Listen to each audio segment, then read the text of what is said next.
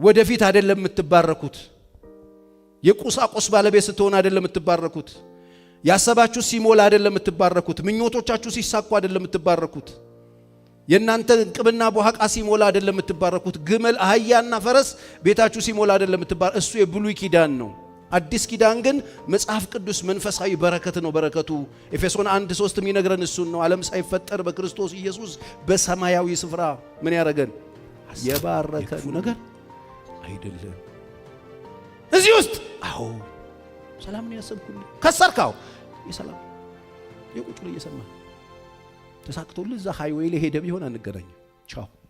በእስራኤል ቤት በኪዳኑ ቤት የሙሴ ሕግ በነበራቸው ሰዎች ዘንድ ሕግ አላልተው ሲያጨማልቁ፣ ፍርድን ሲያዛቡ፣ ሲያምታቱ፣ ሲያጨማልቁት፣ ግፍ ሲጨምር፣ በጣም እየጨመረ ሲመጣ፣ አመጽ በጣም እየጨመረ ሲመጣ፣ በዚያን ጊዜ አስተዋይ ምን ይበሉ?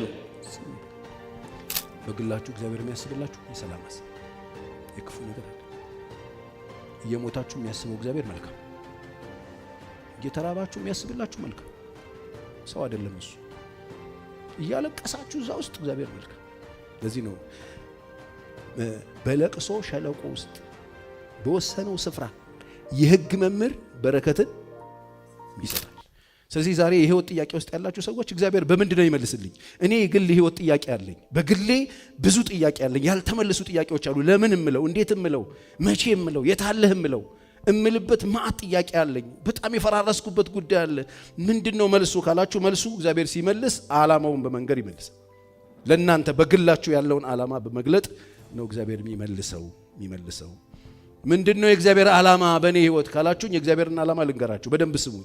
አሁን በደንብ ይሄ እንትን የተጠለፈ እንዲ የገባ ሞገድ ካለ ቆራርጦና ቻናሎቻችሁ በጣጥሱና ስሙት። እኔ ማወራው የእግዚአብሔርን ቃል። የእግዚአብሔር ሐሳብ ምንድነው ካላችሁኝ፣ እናንተ ላይ ያለው ዓላማ በበረከት እንድትኖሩ ነው። ተባርካችሁ እንድትኖሩ፣ ወደፊት እንድትባረኩ አይደለም። የእግዚአብሔር ዓላማ በእኔ ህይወት ምንድነው ካላችሁ፣ የተባረካችሁ ሰዎች ሆናችሁ እንድትኖሩ፣ ለመባረክ እንድትኖሩ አይደለም። አሁን ነገር ችግር እየፈጠረ ያለው በጣም አበሳ የሆነው ነገር ምንድነው? ሰው ለመባረክ ነው የሚኖረው። ለመባረክ የምትኖሩ ከሆነ አትባረኩ። ዓላማው ምንድነው? ተባረካችሁ እንድትኖሩ። በጣም ግልጽ ነው። ወደፊት አይደለም የምትባረኩት። የቁሳቁስ ባለቤት ስትሆን አይደለም የምትባረኩት። ያሰባችሁ ሲሞላ አይደለም የምትባረኩት። ምኞቶቻችሁ ሲሳኩ አይደለም የምትባረኩት። የእናንተ እንቅብና በኋቃ ሲሞላ አይደለም የምትባረኩት። ግመል አህያና ፈረስ ቤታችሁ ሲሞላ አይደለም የምትባረኩት። እሱ የብሉይ ኪዳን ነው። አዲስ ኪዳን ግን መጽሐፍ ቅዱስ መንፈሳዊ በረከት ነው። በረከቱ ኤፌሶን 1:3 የሚነግረን እሱን ነው። ዓለም ሳይፈጠር በክርስቶስ ኢየሱስ በሰማያዊ ስፍራ ምን ያረገን? የባረከን ነው የሚለው። ተባርካችሁ እንድትኖሩ ነው የእግዚአብሔር ሐሳብ። ተባርካችሁ እንድትኖሩ። ምንድነው የእግዚአብሔር ዓላማ በእኔ ህይወት ካላችሁ፣ ተባርካችሁ እንድትኖሩ። ለመባረክ ምንድነው ማረገው? በክርስቶስ አሜን። ከዛስ የተባረከ ሰው የምትባረከው ኪስ ሳንቲም ሲገባ አይደለም። ዛሬ ብዙዎቻችን ያዛባን ምንድነው? ያምታታን ምንድነው? ውድድር ውስጥ ገብተናል። ለመባረክ አለ ምን ሮሮጥ ገና ለማሸነፍ ሩጫ ውስጥ ነው ያለን። ኢየሱስ ጨርሶ የሰጠንን ጨዋታ ገና እኛ እንጫወተዋለን ብለን ሜዳ ውስጥ ገብተን፣ መጽሐፍ ቅዱስ በወደደን በእርሱ ነው ከአሸናፊዎች ሁሉ ምን እናደርጋለን? በቃ ኦልሬዲ በልጠን እንድንጀምር ተጠርተን እኛ ገና ውድድር ውስጥ ገብተናል። ስቃይ እየበላን ከዚህ የተነሳ ሰላማችንን አጥተናል። የእግዚአብሔር ዓላማን ነው የሚነግረው። ምንድነው ዓላማው? ተባረካችሁ እንድትኖሩ፣ በበረከቱ ረክታችሁ እንድትኖሩ፣ እግዚአብሔር በሰጣችሁ ሰላም እንድትኖሩ፣ ደስተኛ ሆናችሁ እንድትኖሩ። ለዚህ ነው ሐዋርያ ጳውሎስ በጌታ ደስ ይበላችሁ፣ ደግሜ እላለሁ ምን ይበላችሁ? ደስ ይበላችሁ። በማ? በገንዘብ፣ በስራ፣ በትዳር፣ በትርፍ ነው፣ በጥቅማ ጥቅም ነው አይደለም። በጌታ የእግዚአብሔር ዓላማውን ይነግራል። በምን? በእኔ ደስ ይበልህ። ዓላማው ይሄ ነው። በእኔ ተባረክ። እግዚአብሔር ለእናንተ የሰጣችሁን በረከት የሚመስል ነገር ወደፊት አይኖራችሁ። አሁን የሰጣችሁና ያደረገላችሁ ነገር ካልገባችሁ ወደፊት የሚኖራችሁ ነገር በፍጹም አያሳርፋችሁ። ፍለጋ የሌለውን የክርስቶስን ባለጠግነት ሰብክ ዘንድ አለ ቀባኝ አለ ጳውሎስ።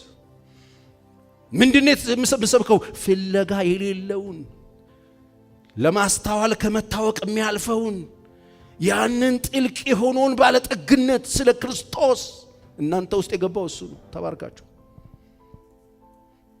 አሁን ሰይጣን ገልብጦብን ቁማር ስለሚያጫውተን ባዶነት እየተሰማን እግዚአብሔር የሚናገረውና እኛ በጣም ተለያይተን እንኖራለን። ሐሳቤ ከሐሳባችሁ መንገዴም ከመንገዳችሁ ሰማይ ከምድር እንደሚርቅ ይወርቁል። የእግዚአብሔር ዓላማ እሱ ተባርካችሁ እንድትኖሩ አሜን። ፓስተር ቸሪ አሁን ያለሁበት ችግር ውስጥ እንደዚህ እንደተባረከ ሰው እንዳስብ ነው ይፈልገው። አዎ ያለሁበት እኮ ችግር በጣም ጥልቅ ነው። መከራ ውስጥ ነኝ ያለሁት፣ ድህነት ውስጥ ነኝ ያለሁት፣ ማጣት ውስጥ ነኝ ያለሁት፣ ህመም ውስጥ ነኝ ያለሁት፣ ምርኮ ውስጥ ነኝ ያለሁት፣ ችግር ውስጥ ነኝ ያለሁት። አዎ እዛ ውስጥ ተባርኮ መኖር ይቻላል። አዎ በምኑ? በድምፁ እግዚአብሔር ለእስራኤል ቤት ሲናገር ኤርምያስ 29:11 ለሄዳችሁ ስትመለከቱ በባቢሎን በግዞት ምድር ሄደው ተሸንፈው ሀገራቸው ፈርሳ በምርኮ ሄደው በባቢሎን ምድር ላይ እዛ ተቀምጠው ተጨንቀው በባዕድ ምድር ቁጭ ብለው እግዚአብሔር አምላካችን የሚሉ እግዚአብሔር የኛ ነው የሚሉ እኔ ኪዳን አለኝ ብሎ እግዚአብሔር ኪዳን የገባላቸው የኔ የሚላቸው ህዝቦች ሀገራቸው ፈርሳ ተግዘው ሄደው በባቢሎን ምድር ቁጭ ብለው እዛ ውስጥ ቁጭ ብለው እዚህ መከራ ውስጥ እግዚአብሔር የታለ ሲሉ አንዳንድ ነቢያቶች ትወጣላችሁ፣ በቅርብ ነው የምትወጡት ከ2 ዓመት በኋላ ከዛ በላይ አንቆይም፣ ዕቃችሁን ፓኩ ያረጋችሁት እንዳትፈቱ እያሉ ሰዎችን ሲያጭበረብሯቸው ሲያማቷቸው እግዚአብሔር መጣ በኤርምያስ በኩል። እኔ ለእናንተ የማስበውን ሐሳብ አውቃለሁ። አዎ ምንድን ያሰብክል? የሰላም ሐሳብ ነው፣ የክፉ ነገር አይደለም። እዚህ ውስጥ አዎ ሰላም ነው ያሰብኩልህ። ከሰርካው የሰላም የቁጭ ላይ እየሰማህ ተሳክቶልህ እዛ ሃይዌይ ላይ ሄደ ቢሆን አንገናኝም። ቻው መከራ ውስጥኛው ነገር የፈርሷው ከስሪያው ነገሮች ተበላሽተውብኛው ዙሪያው ጨልሞብኛው ሰዎች ከፍተውብኛው የውሸት ትንቢት ሰምቼ መርቅኝ። አዎ እና ያለህበት ነገር 70 ዓመት ነው የምትቆዩት። እኔ ለእናንተ ማስበውን ሐሳብ የሰላም ይሄንን መዋጥ አለብህ። የሰላም ሐሳብ ማለት ቀንበር ተሰብሮ ከችግር ስትወጣ አይደለም። እዛው ችግር ውስጥ ቆይ ሲልህ የሰላም አሜን በለኝ። እዛው ስርዓት ውስጥ እዛው ቀንበሩ ተሰብሮ ቀንበሩ ውስጥ ቁጭ ብለው ስርዓት ውስጥ አሁን ይልቅ ፍቱ፣ ያሸጋችሁትን ዕቃ ፍቱ፣ ወይን ትከሉ፣ ቤት ስሩ፣ አርፋችሁ ቁጭ በሉ። 70 ዓመት ነው የምትቆዩት። 70 ነው የምትቆዩት። እኔ ለእናንተ ማስበው ሐሳብ ማን ነው የሚቀበል? የሚሰማኝ ቢኖር በርጋት የት ምርኮ ምድር የሚሰማኝ ቢኖር እኔ ያሰብኩትን የተረዳ ቢኖር እኔ የምሰራውን የዘላለም ሐሳቤን ያወቀ ቢኖር ሳወራ ጆሮውን ከፍቶ የሚሰማኝ ልቦናውን ሰጥቶ የሚሰማኝ ቢኖር በባዕድ ምድር በምርኮ ምድር በጭንቅ ውስጥ ተረጋግቶ አርፎ ይኖራል። መከራ ውስጥ የእግዚአብሔር ሰላም ይሄን ከመከራ ሲወጡ እንደ ፌንጣ መዝለል አይደል፣ የዘላለም ሐሳቡን ግልጽ ያደርጋል። ዓላማውን ነው የሚነግረው። በረፍት እንድትኖሩ ነው ፈልገው። ምን ውስጥ? ችግር ውስጥ፣ መከራ ውስጥ፣ እስራት ውስጥ፣ ድህነት ውስጥ፣ እዚህ ውስጥ እንዴት አድርገን እሱን እየሰማን። ለዚህ ነው ኢየሱስን እኮ ምድረ በዳ ላይ መጣና ሰይጣን ቻሌንጅ አደረገው። አንተ ልጅ ነህ፣ ልጅ ከሆንክ ታዲያ ድንጋዩን ዳቦ አድርገው እዚያ በሳ ውስጥ ምን ሰራለህ አለው። አየው ኢየሱስ ኤደን ገነት ያገኘው ሰውዬ መስሎት ነው እኮ። የመጀመሪያው አዳም መስሎት ነው። የመጀመሪያው አዳም ዝም ብሎ ነው የሚገምጠው፣ ብላ ሲባል ይበላል፣ ጣጣ ይዞ ይመጣል። ይሄኛው ግን አየውና ሰው እኮ ከእግዚአብሔር አፍ በሚወጣ ቃል እንጂ በእንጀራ ብቻ አይኖርም ተብሎ ተጽፏል። አየሽ፣ የሰማ እንደዚህ ነው የሚያመልጥ። እኛስ ድንጋዩን ይዘን ነው ምን ነው ታያለህ፣ እወራረዳለሁ፣ ተወራርጀበታለሁ የሚል መዝሙር ሁሉ ትዘምራለህ ድንጋዩን ይዘን። ከዛ መጨረሻ ላይ ክደህ ትሞታለህ። ምን እንደው ሲባል እግዚአብሔርን ስለማትሰማ። የእግዚአብሔር ዓላማ እኛ ሰይጣንን የሆነ ነገር ሲጠይቀን እያበሸቅ ነው ድንጋይ ዳቦ እያደረግን እያናደድን እንድንኖር የእግዚአብሔር ፈቃድ አይደለም። ስሙት። እግዚአብሔር በግለሰብ ደረጃ ዓላማውን ግልጽ ያደርጋል። የእግዚአብሔር ዓላማ ተዘልለን በበረከት ረክተን በሱ ተማምነን እንድንኖር አርፈንበት እንድንኖር ዓላማውን ግልጽ ያደርጋል። ለዚህ ነው ዳዊት እግዚአብሔር ምኔ ነው? እረኛዬ ነው የሚያሳጣኝ። እስቲ እግዚአብሔር እረኛዬ ነው በሉኝ። ድገሙና በሉት። የምርህን ነው? የምርሽን ነው? ይሄ ቋንቋ አይደለም። ዛሬ ቋንቋ ስለሆነ አይደለም እንደዚህ ሆነ ነው መከራ ውስጥ የገባ ነው። እግዚአብሔር እረኛዬ ነው ማለት ነው። እግዚአብሔር ከጠባቂ ነው፣ ከፊት የሚሄደው እሱ ነው እያልሽኝ እኮ የምርሽን ነው? ታዲያ የት አለ ህይወቱ? የእግዚአብሔር ፕሮግራም ይሄ ነው። ዓላማውን ይነግረናል። እኔ እረኛ ነኝ። ለዚህ ነው ዳዊት እግዚአብሔር እረኛዬ ነው የሚያሳጣኝ የለም፣ በለመለመ መስክ ይመራኛል፣ በዕረፍት ውኃ ዘንድ ያሳድረኛል፣ ስለ ስሙ በጽድቅ መንገድ መራኝ፣ በትርና ምርኩዝ እነሱ ያጸናኑኛል፣ በሞት ጥላ መካከል ብሄድ ምን አላደርግም ክፉን። ለምን አንተ ከኔ ጋር ነህ። ሞት ጥላ የለም አላለም አለ። ጥላውን አየዋለሁ ግን አልፈራም። ለምን? እግዚአብሔር የማያውቀው ነገር ወደ እኔ ህይወት አይመጣም ማለት ነው። ለምን ካላችሁኝ እግዚአብሔር ስለሚገባ፣ እግዚአብሔር ስለሚሰራ። በዚያን ዘመን ግፍ ጣሪያ ሲነካ፣ በደል እንደዚህ ከፍ ሲል፣ አመፀኛ በጣም ሲያድግ፣ ክፉዎች ድሆችን እየነጠቁ ሲወስዱ፣ በአማረና በከበረ ድንጋይ ቤታቸውን ሲሰሩ፣ ያው አማረ የወይን ተክልና ተክለው እንጠጣለን ብለው ሲያስቡ፣ ድሃ ሲበደል፣ ፍርድ ሲዛባ፣ በኃጢአተኛው ጻድቁ ሲሸነፍ፣ በደል ጣሪያ ሲነካ፣ በጣም ብዙ ግፍ ሲጨምር፣ እንደዚህ አለ እንዴ ብሎ በጣም ኤክሳይትድ የሚያደርጉን የሚያስደንቁ ክፋቶች በጣም እየጨመሩ ሲመጡ፣ ዘመኑን እንደዚህ ስታዩት፣ በዚያን ዘመን እንደዚህ አይነት ዘመን ላይ አስተዋይ ሰው ምን ይላል?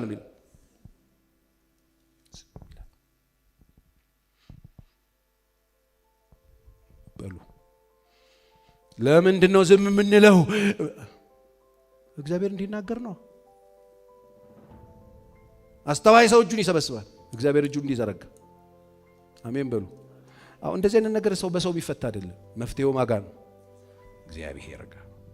በእስራኤል ቤት በኪዳኑ ቤት የሙሴ ሕግ በነበራቸው ሰዎች ዘንድ ሕግ አላልተው ሲያጨማልቁ፣ ፍርድን ሲያዛቡ፣ ሲያምታቱ፣ ሲያጨማልቁት፣ ግፍ ሲጨምር፣ በጣም እየጨመረ ሲመጣ፣ አመጽ በጣም እየጨመረ ሲመጣ፣ በዚያን ጊዜ አስተዋይ ምን ይበል? አንዳንድ ጊዜ እኮ ዝም የሚባልበት ቦታ ከባድ ነው። ሰቆቃው ኤርምያስ 3 ላይ ሄዳችሁ ተመለከቱ። አሌፍ በቁጣው በትር መዓት ያየ ሰው እኔ ነኝ አለ። ምን ያየ ሰው? መዓት ያየ ሰው እኔ ነኝ። መዓት ያየ ሰው እኔ ነኝ። ቀድመው ሞቶ እንደነበሩ ሰዎች ወደ ጨለማ መርቶ ወሰደኝ፣ ባድማ አደረገኝ፣ ገነጣጠለኝ። ቀድመው ሞተው እንደነበሩ ሰዎች ወደ ጨለማ መርቶ ወሰደኝ። እዛ ጨለማ ውስጥ ደግሞ ግልገሏ እንደተነጠቀች ድብ እየተደበቀ ያስጨንቀኛል አለ። እንደገና ከዛ ለፍላጻው እንደ ጌጥ አደረገኝ። ፍላጻው ላይ እንደ ጌጥ አደረገኝ። ባድማ አድርጎ ገነጣጥሎኝ፣ በሐሞትና በሬት ከድኖኝ።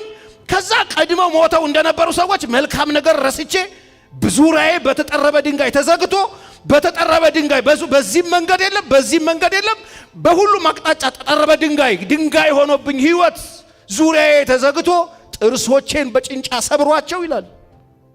ጥርሶን አራግፎት፣ ሬት ከድኖት፣ በታትኖት፣ ውልቅልቁን አውጥቶት፣ እንደዚህ ይላል ሰቆቆኛው ኤርምያስ፣ ማለዳ አዲስ ነው ምሕረቱ ብዙ ነው። አይገርምም?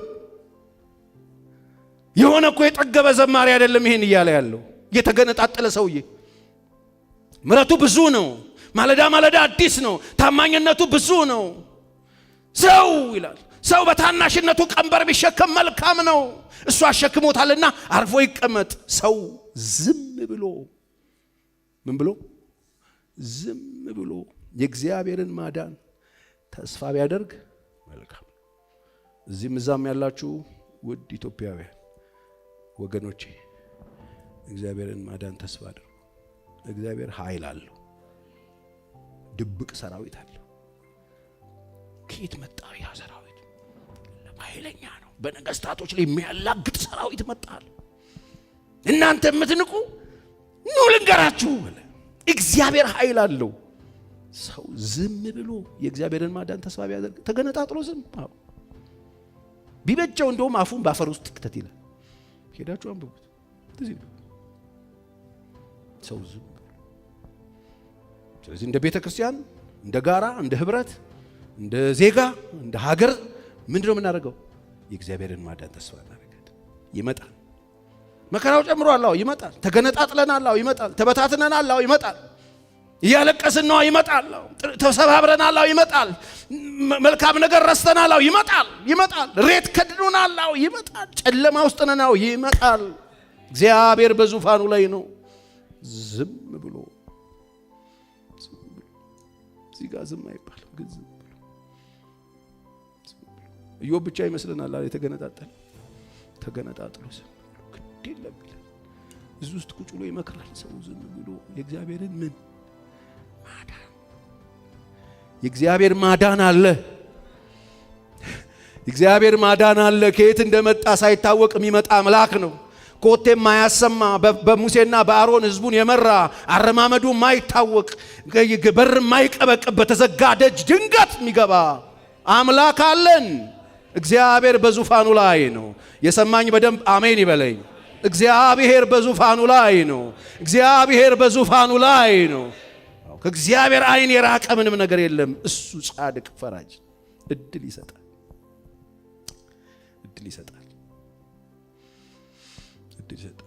ፍርድ ሲዛባ፣ በደል ሲናኝ ሲወጣ ሲገን፣ ክፉ ነገሮች በጣም ሲወጡ፣ ድሆች ሲበደሉ፣ ድሆች ሲያለቅሱ፣ መከራ ሲበዛ፣ ችግር ሲበዛ የት አለ የት ነው ያለው? መቼ ነው የምትመልሰው? ለምንድን ነው ዝም የምትለው? የምትሉ ሰዎች እዚህ ምዛም ያላችሁ ለምንድን ነው ዝም? ለምንድን ነው የምታሳየኝ በደል?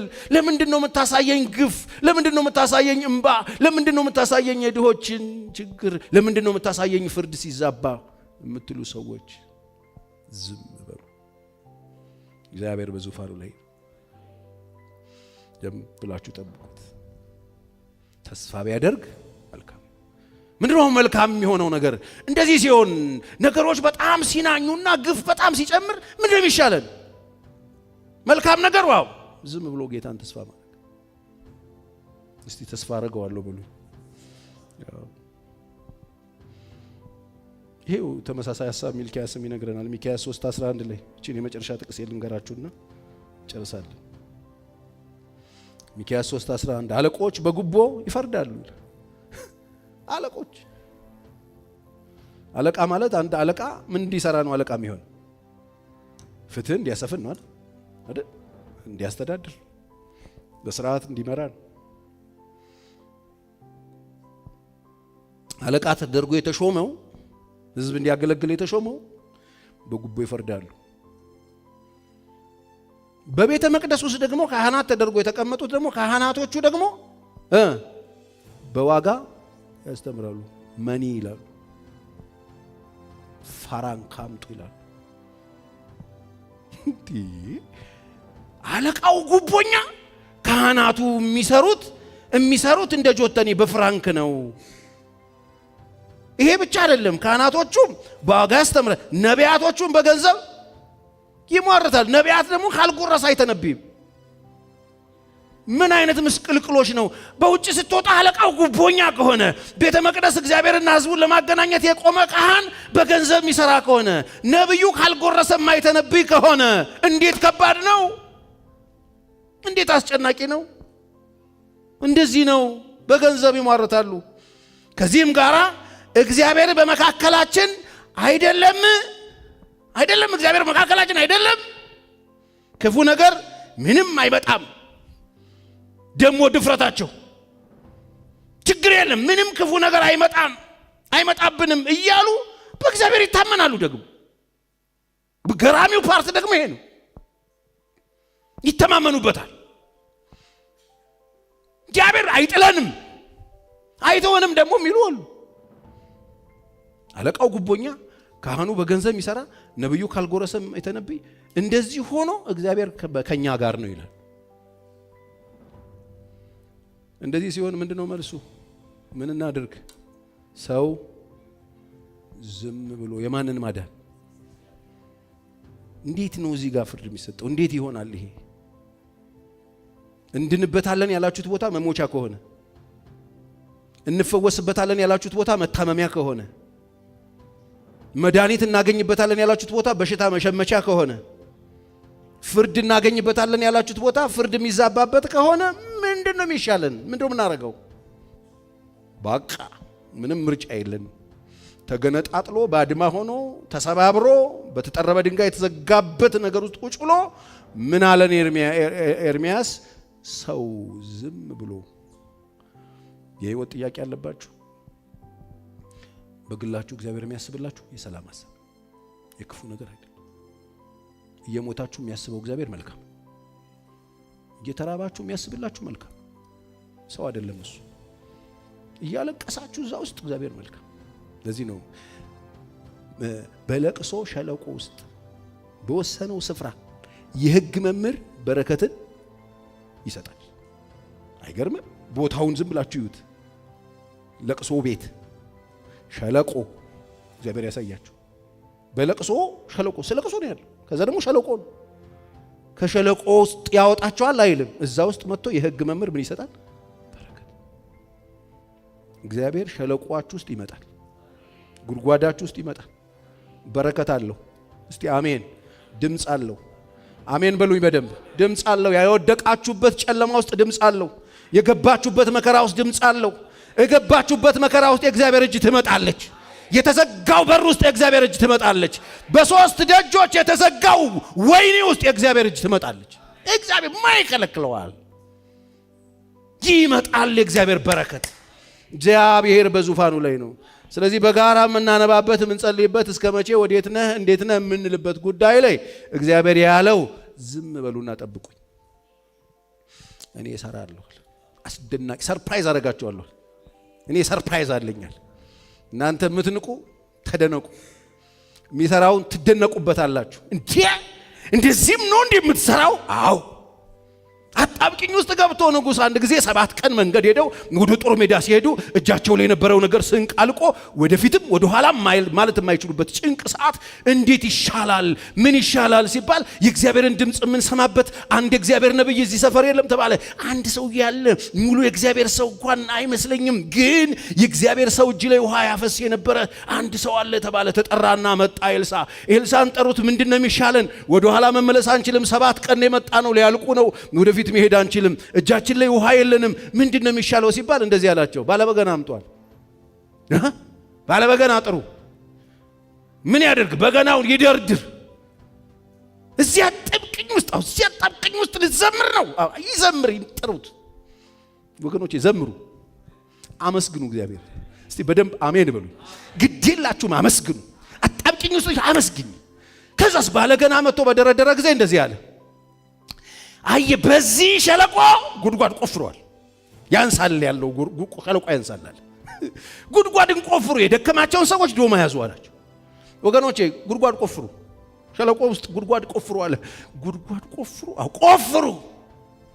ለምን? ንፋስ አታዩ፣ ዝናብም አታዩ። ታዲያ ምን ይሆናል? በዚህ ሸለቆ ግን ውሃ። ለእግዚአብሔር ይሄ ነው የሚሰማ ሰው አሜን ይበል። በቃ ከሰማ እግዚአብሔር እንደዚህ ነው።